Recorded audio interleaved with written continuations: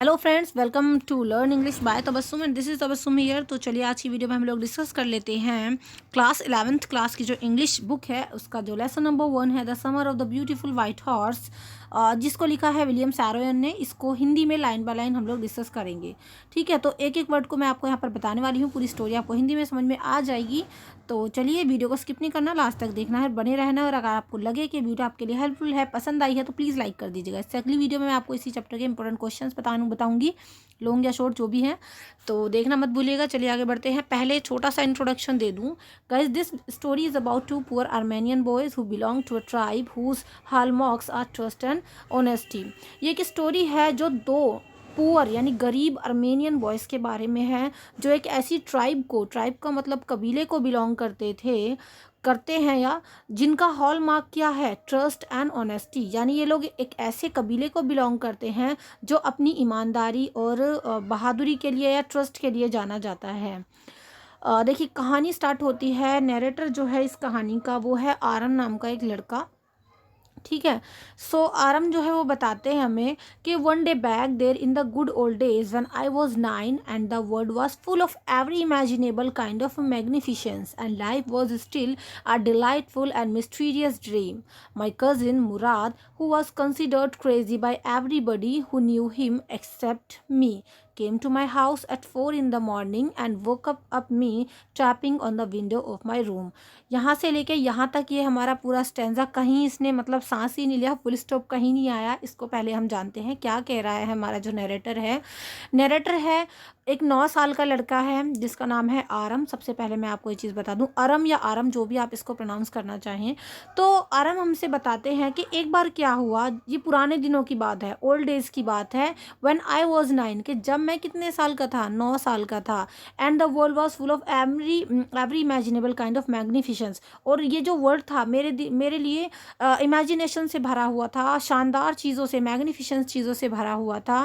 देखिए 9 साल के बच्चे के लिए तो आई थिंक वर्ल्ड जो होता है वो कैसा होता है, फुल ऑफ इमेजिनेबल ही होता है एक तरीके से वर्ल्ड। और जो लाइफ थी आरम के लिए उस टाइम पर वो बहुत डिलाइटफुल थी, मिस्टीरियस थी। मिस्टीरियस क्यों होती है? क्योंकि 8-9 साल के बच्चों के दिमाग में बहुत सारी चीज़ें रहती हैं, ये ऐसा क्यों हुआ, मतलब हर एक चीज़ के पीछे मिस्ट्री लगती है उनको, रहस्य लगता है। कि ये उन दिनों की बात है जब मैं 9 साल का था। पूरा वर्ल्ड उस टाइम पे मेरे लिए इमेजिनेबल था, मैग्निफिसेंट चीज़ों से भरा हुआ था, मिस्टीरियस था। तो उन दिनों की बात है। माय कज़िन मुराद, अभी अपने कज़िन मुराद के बारे में बताते हैं, जो हु वाज कंसिडर्ड क्रेजी। मतलब मेरा कज़िन था मुराद, जिसको हर एक कोई क्या समझता था, क्रेजी, पागल बोलता था उसको कि ये तो क्रेजी है। हर किसी के द्वारा उसको ऐसा माना जाता था that Murad is crazy who knew except me. लेकिन मैं नहीं मानता था, मेरे अलावा जितने लोग उसको मानते थे सब क्रेजी बोलते थे।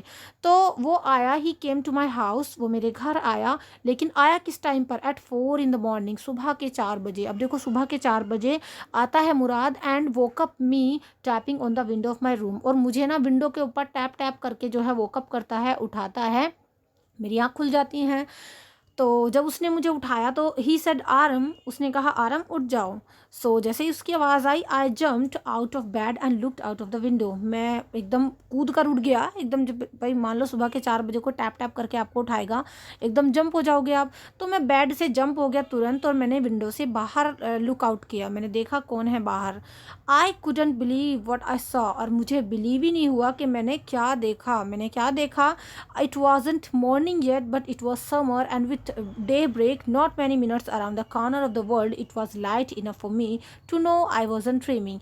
यहाँ से यहाँ तक क्या कह रहा है हमारा नरेटर कि अभी पूरी तरीके से मॉर्निंग तो हुई नहीं थी, बट इट वाज समर। लेकिन ये क्या, समर का मतलब गर्मियों का मौसम था ये, और डे ब्रेक होने वाला था। डे ब्रेक का मतलब दिन बिल्कुल निकलने ही वाला था, और ज़्यादा टाइम नहीं बचा था। Not many minutes around the corner of the world, मतलब इस संसार में सुबह होने में ज़्यादा देरी नहीं बची थी। वैसे तो पूरी तरीके से मॉर्निंग हुई नहीं थी, लेकिन समर का टाइम था तो थोड़ा तो मतलब दिख रहा था, क्योंकि आपको पता है विंटर में ज़्यादा डार्क होती है नाइट्स, और समर में थोड़ा फिर भी सुकून होता है। यहाँ पर आराम हमसे कह रहा है इट वॉज लाइट इनफ, कि कम से कम इतनी लाइट तो थी 4 बजे भी for me to know what I wasn't dreaming, मुझे ये पता था कि मुझे कम से कम इतना पता था कि मैं सपना नहीं देख रहा था, जो मैंने देखा उस पर मैं मुझे बिलीव था मैं क्या देख रहा हूँ। अब देखा क्या था, देखियो आरम ने यहाँ पर, तो my cousin Murad was sitting on a beautiful white horse, मैंने देखा कि मेरा जो कज़िन मुराद था ना वो एक बहुत ही खूबसूरत वाइट कलर के हॉर्स पर बैठा हुआ था। अब देखो 9 साल का तो ये आरम है, तो मुराद उससे 2 या 3 साल बड़ा होगा, तो ये भी दोनों ही बच्चे हैं I think. I stuck my head out of the window and rub my eyes, मैं जल्दी से जो है ना मैंने अपना जो हेड था वो विंडो के बाहर निकाला और अपनी आइज़ को मतलब ऐसे रब किया, आंखें मल के देखी कि सच्ची में सपना तो नहीं देख रहा हूँ। सो येस ही सैड इन अर्मेनियन, तो उसने कहा नहीं, येस मतलब हाँ मेरे पास घोड़ा है, उसने अर्मेनियन लैंग्वेज में ऐसा बोला। इट्स अ हॉर्स, कि ये एक घोड़ा ही है, यू आर नॉट ड्रीमिंग, सपना नहीं देख रहे हो तुम। Make it quick if you want to ride, और जल्दी से करो अगर तुम एक सवारी लेना चाहते हो। तो यहाँ पर ऑफर कर दिया है मुराद ने आरम को सवारी लेने के लिए। पेज नंबर 2 पर आ जाते हैं, देखते हैं क्या होता है। आई knew my cousin Murad enjoyed being alive more than anybody else who had ever fallen into the world by mistake। अब देखो यहाँ पर पोइट नहीं सॉरी नैरेटर हमसे कह रहा है कि मैं जानता था कि मेरा कज़िन जो मुराद है ना वो ज़िंदगी को बहुत इंजॉय करने वाला है, जो इस दुनिया में बाय मिस्टेक आ गए हैं, मतलब इस दुनिया में हर कोई आई थिंक बाय मिस्टेक ही आता है। तो वो कहता है कि जो इस दुनिया में लोग बाय मिस्टेक सब हम लोग आ ही गए हैं, तो उन सबसे ज़्यादा वो इस लाइफ को एंजॉय करता था, सबसे ज़्यादा एंजॉय करता था लाइफ को। But this was more than I could believe, लेकिन आज जो उसने किया है ना, ये हॉर्स लेकर के आना, ये तो मेरी मतलब उम्मीद से परे था, इस पर तो मैं बिलीव ही नहीं कर सकता कि वो ऐसा भी कर सकता है। अब ये घोड़ा लाया कहाँ से है ये देखते हैं। In the first place my earliest memories had been memories of horses and my first longing had to be longing to ride, कि मेरा भी वैसे यही इच्छा होती थी सबसे पहले। मुझे भी याद है कि मेरी मेमोरीज़ में भी कहीं ना कहीं ये बात था कि मेरी भी लॉन्गिंग थी, मतलब इच्छा थी कि मैं भी घोड़े की सवारी करूं। कहीं ना कहीं खाली मुराद की ये वो नहीं थी इच्छा, मैं भी चाहता था कि मैं घुड़सवारी करूं। This was the wonderful part, और ये बहुत ही अच्छा पार्ट था, मुझे बड़ा अच्छा लगा। कोई नहीं, कहीं से भी घोड़ा लाया हो मुझे भी राइड करने को मिलेगा ही मिलेगा। So in the second place we were poor, एक तरफ तो मतलब मेरी भी इच्छा थी कि हाँ मुझे भी घुड़सवारी करनी है, लेकिन अगर दूसरी तरफ देखा जाए तो हम दोनों गरीब थे, हम तो अफोर्ड नहीं कर सकते थे घोड़े को। तो आखिर जो मुराद है वो घोड़ा लाया कहाँ से है। This was the part that wouldn't permit me to believe what I saw, और यही वजह थी क्योंकि हम लोग पुअर थे, ये वही वजह थी जिसकी वजह से जो मुझे मतलब परमिशन नहीं दे रही थी कि मैं इस चीज़ पर बिलीव कर पाऊँ जो मैंने देखा। मैंने क्या देखा कि वो घोड़ा लाया है, तो हम गरीब हैं, गरीब होने की वजह से मुझे परमिशन अंदर से मेरी अंतरात्मा नहीं दे रही थी कि जो मैंने देखा वो सच था। वो घोड़ा लाया कहाँ से है, वी वर पुअर, क्योंकि हम गरीब थे, ठीक है। वी हैड नो मनी, हमारे पास पैसा नहीं था। Our whole tribe was poverty stricken, हमारा जो पूरा ट्राइब था, कबीला था, वो पॉवर्टी स्ट्रिकन का मतलब होता है गरीबी से जकड़ा हुआ था, चिपका हुआ था। Every branch of the Garoghlanian family was living in the most amazing and comical poverty in the world. अब जितना भी घरगोलियन परिवार, ये हमारा पूरा जो है घरगोलियन एक परिवार था, फैमिली मतलब हमारा ही खाली नहीं, हमारी पूरी जो प्रजाति थी उसकी हर एक ब्रांच, मतलब हर एक घर की यही समस्या थी कि हम लोग living in the most amazing and comical poverty in the world, poverty, कि हम जो है ना बहुत ही अमेजिंग और बहुत ही ख़तरनाक टाइप की पॉवर्टी, गरीबी से मतलब जूझ रहे थे, बहुत गरीबी में हम लोग रह रहे थे। Nobody could understand where we ever got money enough to keep us with food in our bellies, not even the old man of the family. देखिए कितनी मतलब एक दिल को छूने वाली बात है। यहाँ पर नरेटर कह रहा है कि नो बडी कुड अंडरस्टैंड, कि हम में से कोई ये समझ भी नहीं पाता था कि where we ever got money enough, कि हमें आखिर इतने पैसे मिल कहाँ से जाते थे, to keep us with food in our bellies, कि हम अपना पेट कहाँ से भर पाते थे। हमें खुद नहीं पता कि हम कैसे अपने मतलब खाने का जुगाड़ कर पाते थे, हम खुद नहीं जानते थे। Not even the old man of the family, हम क्या हमारे घर के जो बड़े होते थे ना उनको भी नहीं पता चलता था कि आखिर पेट भी हम लोग कैसे भर पाते थे। आगे है most important of all though we were famous for our honesty, लेकिन फिर भी हमें बहुत इंपॉर्टेंट चीज़ जो थी वो ये थी कि हम सभी लोग अपनी ऑनेस्टी के लिए फेमस थे।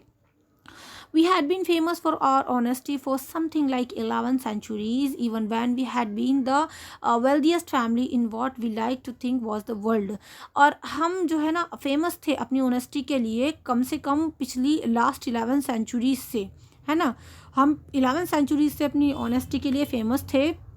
इवन हम पहले हुआ करते थे बहुत ही वेल्दीएस्ट फैमिली, हम लोग भी अमीर हुआ करते थे, संपन्न हुआ करते थे। What we like to think was the world, जैसा कि अभी हम दूसरों को देख के सोचते हैं, पर अब पहले हम भी इतने ही अमीर हुआ करते थे जैसे कि और लोग अमीर होते हैं।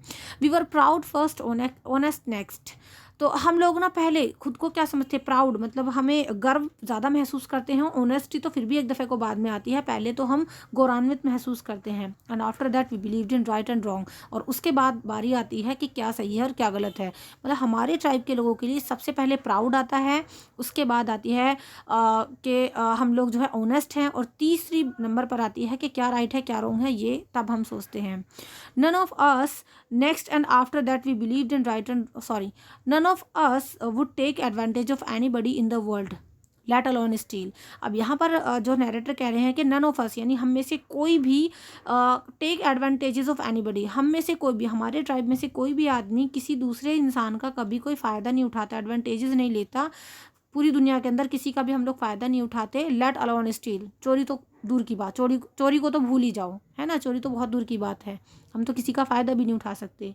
नेक्स्ट पैराग्राफ गाइस हमारा यहाँ से स्टार्ट हो रहा है। देखिए वीडियो अच्छी लग रही है तो प्लीज़ कमेंट सेक्शन में बताइएगा, मुझे भी थोड़ा सा ना एक मोटिवेशन मिल जाएगा। अगर आपको अच्छी लगेगी वीडियो तो कमेंट सेक्शन में डेफिनेटली बताइएगा मुझे। आगे जो है वो नरेटर कह रहा है consequently even though I could see the horse. लेकिन अब सारी बात छोड़ो, कॉन्सिक्वेंटली मतलब अभी लगातार मैं जो देख रहा हूँ चीज़ वो है कि मुझे घोड़ा दिख रहा है सामने। सो मैग्निफिशेंट इवन तो आई कुड स्मेल्ट इट। अब देखो घोड़े की तारीफ चलेगी यहाँ पे कि even though I could smell it, मैं इस घोड़े को ना स्मेल भी कर पा रहा हूँ। एक खुशबू होती है ना, और एक आई थिंक किसी जानवर में से भी आ सकती है। तो घोड़ा जैसे कि कुछ खाता पीता है, जो भी उसकी स्मेल होती है एक, तो कह रहा है कि मैं इसको स्मेल कर सकता हूँ। सो लवली, बहुत ही प्यारी स्मेल है। Even though I could hear it breathing, मैं ना इसको ब्रीदिंग करते हुए, सांस लेते भी सुन सकता हूँ, जो कि बहुत एक्साइटिंग चीज़ है अपने आप में। I couldn't believe the horse had anything to do with my cousin Murad, or what with me or with any of the other member of our family. Asleep of awake, because I knew my cousin Murad couldn't have bought it the horse, and if he couldn't have bought it, it must have stolen it, and I refused to believe he had stolen it. देखिए लंबा चौड़ा बात बोली है यहाँ पर जो हमारे ऑथर हैं उन्होंने।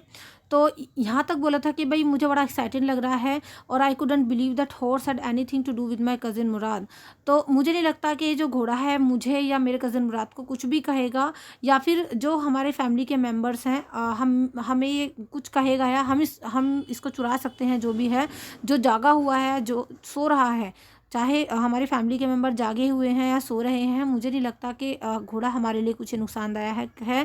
Because I knew my cousin मुराद, और मैं अपने कज़िन मुराद को भी जानता हूँ, क्योंकि मैं उसको अच्छे से जानता हूँ। वो इसको बॉट तो नहीं कर सकता, ख़रीद तो नहीं सकता। And if he couldn't have bought it, और अगर वो इसको बॉट नहीं कर सकता, मतलब उसने ये ख़रीदा अगर नहीं है, so he must have stolen it, इसका मतलब पक्का उसने इसको फिर चुराया ही है। लेकिन I refuse to believe he had stolen it, लेकिन मैं इस चीज़ से इनकार भी करता हूँ कि वो चुरा तो सकता ही नहीं है, क्योंकि हमारा जो ट्राइब है ना वो चोरी चकारी नहीं करता। हमारे कबीले के लोग तो ऑनेस्टी के लिए फेमस हैं, इसलिए अभी भी जो आरम है उसको यकीन नहीं आ रहा है, मतलब दिल अंदर से मानने को जो है ना तैयार नहीं है कि हाँ उसने चोरी की होगी। हालांकि आंखें दिखा रही हैं उसको कि हाँ चोरी ही की है, खरीद तो सकता नहीं है ये। आगे है no member of the Garoghlanian family could be a thief. अब खुद को यहाँ पर ना आरम बार बार एक ही बात कहकर समझा रहा है कि हमारी घरगोलियन फैमिली का कोई भी मेंबर ना थीफ तो हो ही नहीं सकता। I started first at my cousin and then at the horse. अब जो है ना सॉरी स्टेयर्ड, मैंने स्टेयर का मतलब एक तरीके से घूरना या एकदम ना टकटकी लगा कर देखना। तो यहाँ पर ना जो नरेटर है वो कह रहे हैं कि मैंने पहले तो ना अपने कज़िन मुराद की तरफ जो है घूरा, और उसके बाद जो है उस हॉर्स की तरफ घूरा। There was a pure stillness and humour in each of them, with on the one hand delighted me and on the other hand frightened me. और उन दोनों को देखकर ना बहुत ही स्टिलनेस सी आ गई, एकदम शांति सी भी छा रही थी, लेकिन मुझे हंसी भी आ रही थी।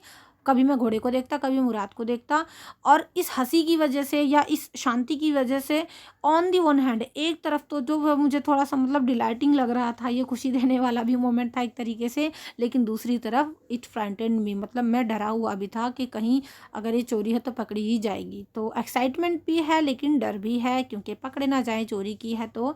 मुराद I said where did you steal this horse. अब देखो यहाँ पर ना अरब ने पूछ लिया डायरेक्टली कि मुराद मुझे बताओ कि तुमने घोड़ा कहाँ से चुराया है। तो leap out of the window he said if you want to ride it was true then. तो देखिए अभी ये बातचीत ना वहीं से चल रही है, विंडो पे ही है अभी हमारा जो अरम है। तो जो है मुराद है उन्हें उससे बोलता है कि ऐसा है leap out of the window, window से बाहर आओ अगर तुम्हें सवारी लेनी है, if you want to ride. और इट वॉज ट्रू दैन, और तुम्हें सवारी लेनी है तो तुम समझ सकते हो कि सच बात है, चोरी की है। He had stolen the horse, so it was true then he had stolen the horse, मतलब यहाँ पर जो ऑथर है वो कह रहे हैं इसका मतलब सच्ची बात है कि उसने ना चोरी कर रखा है इस घोड़े को। There was no question about it, इस बात का तो कोई सवाल ही नहीं उठता। He had come to invite me to ride और नॉट एज आई चूज़, और अब वो मुझे इन्वाइट करने को आया है कि मुझे सवारी लेनी है या नहीं, और ये मुझे ही चूज़ करना है। यानी देखते हैं अब आराम जाता है या नहीं जाता। So well it seem to me stealing a horse for a ride was not the same thing as stealing something else such as money. यहाँ से ना आपका लगभग हर साल 1-2 साल छोड़ के मतलब क्वेश्चन बन जाता है, बहुत ही इंपॉर्टेंट स्टैंजा है ना ये आपका। तो ये बहुत ही प्यारी सी बात हमारे जो नरेटर हैं उन्होंने बोली है, आरम ने। आरम कहता है well it seem to me stealing a horse for a ride was not at same thing as stealing something else such as money, के स्टीलिंग अ हॉर्स, घोड़ा चोरी करना, वो भी केवल राइड के लिए, वो ऐसा ऐसा कोई गुनाह नहीं है जैसा कि किसी दूसरी चीज़ की हम चोरी कर लें। मतलब हमने कोई और चीज़ थोड़ी चोरी की है, जैसे कि मनी, भाई हमने तो घोड़ा ही राइड करने के लिए चुराया है ना। तो वो कहता है, वो कंपेयर कर रहा है कि मुझे ऐसा लगा, मैंने ऐसा सोचा कि एक राइड करने के लिए घोड़े को चुराना वो सेम ऐसा नहीं है जैसा कि हम किसी और चीज़ की चोरी कर रहे हों, जैसे कि पैसे वैसे की, क्योंकि हम तो राइड करने के लिए चुरा रहे हैं, हमने पैसा थोड़ी चुराया है, राइड करके हम वापस कर देंगे। तो एक बच्चे की मेंटालिटी आप यहाँ पर देख सकते हैं, छोटा सा बच्चा है, और वाकई में सही बोल रहा था जो आरम, कि उस टाइम पे जो वर्ल्ड था इमेजिनेशन से भरा हुआ था, मिस्टीरियस था, तो छोटे बच्चे खुद को ऐसे ही कन्विंस कर लेते कि कुछ कोई बड़ी चीज़ थोड़ी ना चोरी की है, हमने तो राइड करने के लिए तो चुराया है, पैसे वैसे थोड़ी चुराए हैं। आगे जो है नरेटर कह रहा है, देखिए वीडियो पसंद आ रही हो, कहानी अच्छी लग रही हो तो प्लीज़ लाइक कर देना, है ना। तो for all I knew may be it wasn't stealing at all, और मुझे केवल इतना ही पता था, आराम हमसे कह रहे हैं कि मैं केवल इतना जानता था कि may be it wasn't stealing at all, कि ये चोरी तो थी ही नहीं, बिल्कुल भी मैं इसको चोरी नहीं मान रहा था। If you are crazy about, अगर आप जो है ना क्रेजी हो किसके लिए, हॉर्सेस को, अगर आप घोड़ों को लेकर क्रेजी हो तो इसको चोरी तो बिल्कुल नहीं कहा जा सकता, जैसा कि उसका कज़न मुराद था। The way my cousin Murad and I were, जैसा कि मेरा कज़िन मुराद था पागल घोड़ा सवारी करने के लिए, और मैं भी ऐसे ही क्रेजी था, तो हम इसको चोरी तो नहीं कह सकते। इट वॉजंट स्टीलिंग, फिर ये चोरी नहीं थी। It wouldn't become stealing until we offer to sell the horse, और खुद को देखो यही नहीं, आगे तसल्ली ये कहकर भी ये दे रहे हैं कि जब तक इसको हम स्टीलिंग नहीं कह सकते, चोरी नहीं कह सकते, जब तक हम इसको बेचने के लिए ऑफर नहीं करते। अगर जब हम इसको बेचेंगे तभी तो चोरी कही जाएगी कि हमने चोरी किया और इसको बेच दिया, लेकिन जब तक हम इसको बेच नहीं रहे तब तक तो इसको चोरी कहा ही नहीं जा सकता। Which of course I knew we would never do, और जो ऑफ कोर्स मुझे पता था हम कभी ऐसा करेंगे ही नहीं। क्या नहीं करेंगे, कि इसको बेचेंगे ही नहीं, तो ये चोरी नहीं हुई। चलिए, let me put on some clothes I sad.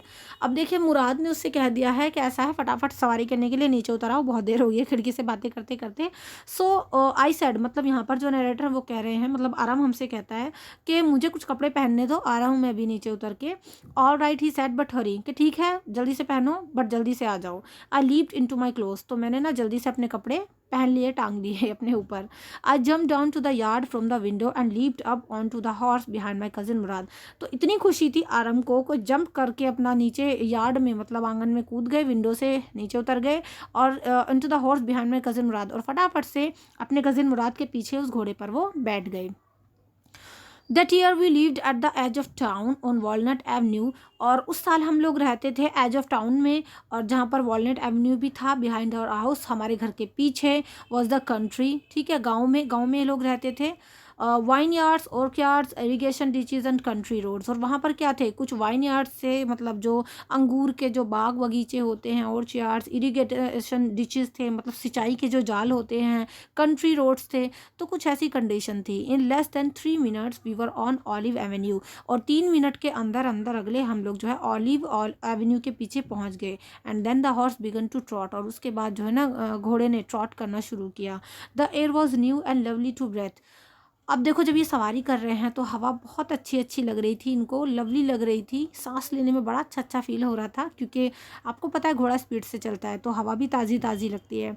The feel of the horse running was wonderful, और घोड़े के ऊपर रनिंग करना, बैठ कर सवारी करना एक बहुत ही वंडरफुल सी चीज़ थी। My cousin Murad who was considered one of the craziest members of our family began to sing, अब मेरा जो कज़न मुराद था, जिसको हर कोई क्रेजी समझता था, हमारी फैमिली में हर कोई इसको क्रेजी मानता था, उसने ना बिगन टू सिंग मतलब गाना गाना शुरू कर दिया, वो तो इतना ज़्यादा खुश था। I mean he began to roar, मतलब मेरे कहने का मतलब है कि उसने दहाड़ना शुरू कर दिया, शोर मचा मचा के गाना शुरू कर दिया, इतना खुश था वो। तो दोनों आई थिंक कम्प्लीटली इंजॉय कर रहे हैं। अब देखिए आगे है, every family has a crazy streak in it somewhere and my cousin Mourad was considered the natural descendant of the crazy streak in a tribe. अब ये कह रहा है यहाँ पर आरंभ कि हर एक परिवार के अंदर कोई ना कोई पगला पगला इंसान तो होता ही है, पागल टाइप का कोई ना कोई होता है ऐसा। एंड माई कज़िन मुराद, और मेरे जो कज़िन है मुराद, इसको भी समझा जाता था नेचुरल डिस्केनेंट है, इसके अंदर भी क्रेजी स्ट्रीक है, हमारे कबीले के अंदर इसमें भी थोड़ा सा पागलपन है। Before him was our uncle Khusro. अब देखो यहाँ पर थोड़ा सा अंकल खुसरो के बारे में जानेंगे। तो एक ह्यूमिरियस कैरेक्टर है इनका, कॉमेडी क्रिएट करते हैं कहीं ना कहीं ये पूरे लेसन के अंदर। ऐसा माना जाता है कि इससे पिछली जो पीढ़ी थी, मतलब मुराद से पहली जो पीढ़ी थी, तो हमारे एक अंकल खुसरो थे, वो भी इनॉर्मस मैन थे, मतलब एक खट्टे खट्टे विशाल टाइप के इंसान थे। वो पावरफुल थे बहुत, हेड ऑफ ब्लैक हेयर, उनके घने घने काले बाल थे, एंड द लार्जेस्ट ये क्या है आपका, हाँ मुस्टैक, और उनकी जो मूछें थी बड़ी बड़ी थी। In the San Joaquin Valley, वो कहाँ रहते थे, सैन जैक्विन वैली के अंदर। A man of furious in temper, जो कि बहुत ही मतलब गुस्सैल इंसान थे, जिनका टेम्पर कभी भी चढ़ जाता था, टेम्परेचर बढ़ जाता था। सो इरिटेबल थे वो, इरिटेट हो जाते थे बात बात पे। सो इम्पेशेंट, मतलब बिल्कुल तसल्ली नहीं थी उनके अंदर, that he stopped anyone from talking by roaring, और हर किसी को ना, सामने वाले को अपनी रोर से, अपनी दहाड़ से ही शांत कर देते थे वो, इतनी पावरफुल पर्सनैलिटी थी उनकी। इट इज़ नो हार्म, पे नो अटेंशन टू इट। और जब वो दहाड़ मारते थे ना, तो उनका एक तकिया कलाम था, जिस डायलॉग को वो हर किसी से मारते थे कि इट इज़ नो हार्म, इससे कोई नुकसान नहीं है, पे नो अटेंशन टू इट, इस पर ध्यान मत दो। तो ये एक उनका कुछ डायलॉग था, जैसे कि कोई तोता रट लेता है किसी बात को, ऐसा ही उनका डायलॉग था कि इसमें कोई नुकसान नहीं है और इस पर ध्यान मत दो। ये किसका डायलॉग था, अंकल खुसरो का। हो सकता है मल्टीपल चॉइस में आपसे पूछ लिया जाए, तो हर एक चीज़ को ना आपको बड़े ध्यान से पढ़ना पड़ेगा। That was all, no matter what anybody happen to be talking about, लेकिन कोई मैटर नहीं करता, और हर कोई उनके बारे में ऐसे ही बात करता था। Once it was his own son Arak running 8 blocks to the barber's shop where his father was having his mushak trimmed to tell him their house was on fire. एक बार क्या हुआ है, जो अंकल खुसरो थे, इनका जो सन था, बेटा था, जिसका नाम क्या था, आरक। आरक आया, वो 8 ब्लॉक्स कूद के, मतलब रनिंग करता हुआ आया, बेचारे ने 8 ब्लॉक्स पार किए। और उसके जो पापा थे, पापा कौन थे, अंकल खुसरो थे, तो वो बार्बर की शॉप पर बैठे हुए थे और अपनी मूछें जो है वो ट्रिम करवा रहे थे। तो उनका बेटा आया, आरक, जो 8 ब्लॉक कूद कर आया था, उनको ये बताने के लिए कि their house was on fire, कि उनको घर में आग लग गई है। ठीक है। अब देखो दिस मैन खुसरो, लेकिन ये जो अंकल थे खुसरो, ये इतनी बात सुनकर भी ज़्यादा हाइपर नहीं हुए। ये खड़े हुए और ट्रिमिंग करा रहे थे अपनी मूँछों को, लेकिन चेयर से तुरंत खड़े हुए और क्या कहते हैं, दहाड़ कर, रोड करके, कि इट्स नो हार्म, कोई नुकसान नहीं है, pay attention no it to it, इस पर कोई ध्यान मत दो। मतलब घर जल रहा है, लेकिन अंकल खुसरो ने अपना जो है वही डायलॉग मार दिया अपने बेटे से भी, कि कोई नुकसान नहीं है और इस पर ध्यान मत दो। The Baba sad but the boy says your house is on fire. तो फिर जो वहाँ पर बार्बर था, मतलब जो नाई था, उसने कहा कि पर आपका बेटा ये बोल रहा है कि आपके घर को आग लग गई है। सो जो अंकल खुसरो थे वो फिर से दहाड़ मार गए और कहा कि enough, it's no harm, I said, इससे कोई नुकसान नहीं हुआ, कहा तो मैंने, चुप रहो। मतलब उनको किसी चीज़ की नहीं पड़ी थी। आगे है, my cousin Mourad was considered the natural descendant of this man. और अब ऐसा माना जाता है, देखो ये तो अंकल खुसरो की कहानी हुई, अब फिर से बात आती है मुराद के बारे में। तो यहाँ पर आराम हमसे कह रहे हैं कि ऐसा माना जाता है कि मेरा जो मुराद है ना, कज़िन, उसको भी नेचुरल जो है डिसेंडेंट मिली है, मतलब ये जो अंदर इसके जैसा पागलपन है ना, वो उन्हीं की वजह से मिला, अंकल खुसरो की वजह से। पहले वो थे ऐसे, अब ये है ऐसा। ऑल्दो मुराद फादर वॉज जोराब, हालांकि जो मुराद के पापा हैं वो अंकल खुसरो नहीं हैं, वो तो जोराब हैं, अंकल जोराब हैं। Who was particular and nothing else, जो बहुत ही प्रैक्टिकल किस्म के इंसान हैं, इसके अलावा कुछ नहीं। That's how it was in our tribe. और इस तरीके से ये मुराद जो है ना, हमारे कबीले के अंदर थोड़ा पागल समझा जाता है। A man could be the father of his sons flesh, but that did not mean that he was also the father of his spirit. देखो अब यहाँ से यहाँ तक जो है ना, ये बहुत एक अलग तरीके से इस बात को कहा गया है, लेकिन आप इसको थोड़ा समझो। तो यहाँ पर जो है ना, ये कह रहा है आराम कि a man could be the father of his sons flesh, के एक इंसान जो फादर हो सकता है अपने बेटे के मांस का, मतलब फ्लैश का मतलब होता है मांस, के एक बॉडी के तौर पर अपने बेटे का वो अपने मतलब बेटे का वो फादर हो सकता है, मगर इसका ये मतलब नहीं है कि वो उसकी स्पिरिट का भी फादर है ना। तो ऐसा कुछ इसने कहा है। The distribution of the various kinds of spirit of our tribe had been from the beginning capricious and vagrant. तो इस तरीके से जो डिस्ट्रीब्यूशन हुए हैं अलग अलग प्रकार की स्पिरिट्स, मतलब अंकल खुसरो थे पापा तो किसी और के, लेकिन मुराद के अंदर भी जो है उनकी कुछ खूबियाँ हैं। तो हमारी ट्राइब के अंदर ऐसे ही थोड़ा थोड़ा सा बिगिनिंग है ये, एक पीढ़ी गई दूसरी आई, तो कुछ खूबियाँ जो है अंकल खुसरो की जो है लेकर के बैठा है Mourad. We rode and my cousin Mourad sang. अब देखो फिर से अभी फ्लैशबैक छोड़ के जो है लोग प्रेजेंट में आ गए हैं। तो यहाँ पर ना आरम बता रहे हैं कि हम जो है रोड मतलब ऐसे ही राइड की सेकंड फॉर्म होती है रोड, हम जो है सवारी कर रहे थे और मेरा कज़िन जो मुराद था ना वो गा रहा था जब। For all anybody knew we were still in the old country where at least according, के हम जानते थे कि हम अभी जो है ना ओल्ड कंट्री में हैं, जहाँ पर at least according to some of her neighbours we belonged, we let the horse run as long as it felt running, है ना, लाइक रनिंग। सो यहाँ पर ना आरम कह रहे हैं कि हम जानते थे, फॉर ऑल एवरीबॉडी न्यू, कि हम अभी भी कंट्री में हैं जहाँ पर एटलीस्ट हमारे जो नेबर्स हैं जिनसे हम जो बिलोंग करते हैं हमसे, और हम यहाँ पर ना आराम से इस घोड़े को चला सकते हैं, और घोड़ा भी यहाँ पर इतना दौड़ सकता है जितना वो दौड़ना चाहता है। At last my cousin Murad said get down I want to ride alone. अब देखो बहुत देर हो गई थी तो मेरे कज़िन मुराद ने बोला कि तुम उतर जाओ, I want to ride alone, मुझे ना अकेले ही सवारी करनी है। So will you let me ride. अब देखो यहाँ पर पूछेगा कौन, आरम ने पूछा, आई आस्क्ड, मतलब मैंने भी उससे फिर पूछा कि क्या तुम भी मुझे अकेले सवारी करने दोगे। तो that is up to the horse my cousin said get down, कि हाँ बिल्कुल ये घोड़े के ऊपर है, वो तुम्हें करने देगा या नहीं सवारी, अब तुम उतर जाओ। The horse will let me ride I said. तो मैंने क्या कहा उससे, नहीं नहीं घोड़े के ऊपर क्यों है, the horse will let me ride, मुझे घोड़ा सवारी करने देगा, घोड़ा मना थोड़ी करेगा। We shall see he said. तो फिर उसने क्या कहा मुराद ने, उसने कहा चलो वो तो हम देखेंगे घोड़ा सवारी करने देगा या नहीं। Don't forget that I have a way with the horse. अब देखो ये बहुत अच्छा डायलॉग है। तो मुराद यहाँ पर कह रहा है कि भूलो मत, I have a way with the horse. I have a way का मतलब क्या होता है कि घोड़ों पर मेरी अच्छी पकड़ है, घोड़ों से मेरी अच्छी बनती है, वो समझ जाएंगे मैं क्या कहना चाहता हूँ, मतलब मुझे चलाने आते हैं घोड़े, कहते हैं ना कि मतलब कर लूँगा मैं इस काम को। तो ऐसी मुराद कह रहा है कि आई have a way with horse, कि मैं घोड़ों से मेरी पड़ती है, मुझे उनको हैंडल करना आता है। Well I sad any way you have with a horse I have also. तो फिर मैंने उससे बोला चलो अच्छी बात है, तुम्हारे घोड़ों से तुम्हारी बनती है, घोड़ों को तुम हैंडल करना जानते हो, पर मैं भी जानता हूँ, I have also. For the sake of your safety he sad let us hope so, कि तुम्हारी सेफ्टी इसी में है, मतलब उम्मीद है मुझे कि तुम सेफ़ रहो, चलो ऐसी ही उम्मीद करते हैं कि तुम्हारी भी घोड़ों के साथ बनती है। तो यहाँ पर ये दो छोटे बच्चों की बातें हो रही हैं कि मतलब मैं अच्छे से कर लूँगा हैंडल घोड़े को, ये है वो है, देखते हैं। अब देखो गेट डाउन मतलब उतर जाओ तुम, मुझे भी उम्मीद है कि हाँ तुम भी कर लोगे इसको handle. All right I said. तो फिर मैंने कहा कि ठीक है चलो, but remember you have got to let me try to ride alone, मगर याद रखना मेरा भी नंबर आना चाहिए, तुम भी मुझे अकेले सवारी करने दोगे। तो ये प्रॉमिस हो गया है। I got down and my cousin Murad kicked his heels into the horse and shouted, Vazire run. अब देखो यहाँ पर एक पिक्चर भी अभी शो करूँगी आपको, पहले बता दूँ कि मैं तो उतर गया, ऑथर हमसे कह रहे हैं कि मैं तो उतर गया और मुराद जो है ना वो फटाफट से घोड़े पर बैठ गया और उसने किक किया अपनी हील से घोड़े में, और अब एकदम से शोर मचाकर क्या बोलता है, शाउट करके, चल भाग वजीरे, मतलब ऐसा कुछ बोलता है जैसा मूवीज़ में होता है ना, आपने देखा होगा। The horse stood on his hind legs snorted and burst into my fury of speed that was the लवीलियस्ट।